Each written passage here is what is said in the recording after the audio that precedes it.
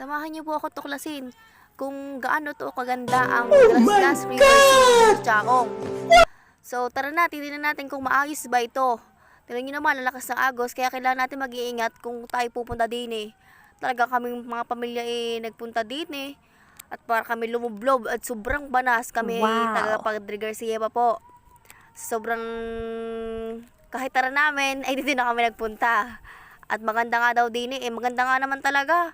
Ay sobrang kainit din eh, kaganda-ganda pa. Mga anak, mga kapatid ko dyan. Yan. Ang lalakas ng agos oh. Ang ganda pa, ang lino ng tubig. Dahan-dahan lang kayo, madulas kayo dyan ha. Kami niyayakagan doon sa dulo, kung maganda ba nga naman doon. Yan. Ang sarap dito. Nakakatuwa naman eh, at nakakatanggal ng stress. Pag nagpunta din eh.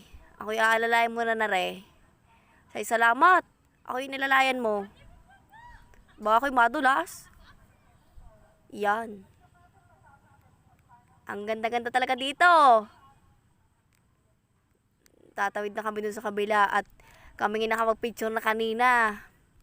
Sobrang kagandahan. Halos lahat ng sulok pinipicture namin. Yon, pumunta kami dun sa taas.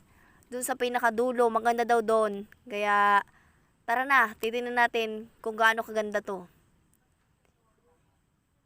Okay, let's go. Ito nga pala nangyayari sa aming araw na to. So, gusto ko lang ibahagi sa inyo. Kanina, sa sobrang init, ang mga paa namin nasunog. Ay talaga naman nagkaaya ka na din eh. Oh, dahan-dahan lang tayo.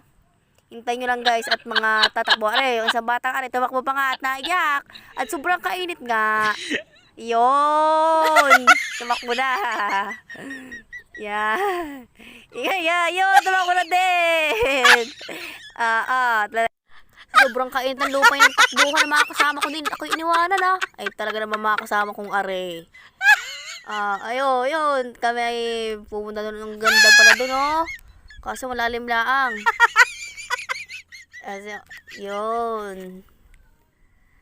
Dito muna kami tatampay guys. Kasi nga ang ganda dito oh.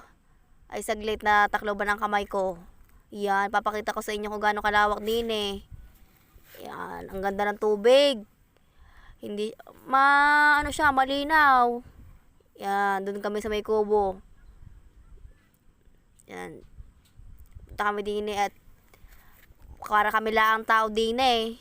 At doon sa cottage namin, sobrang daming tao. Yan, mga kasamahan ko.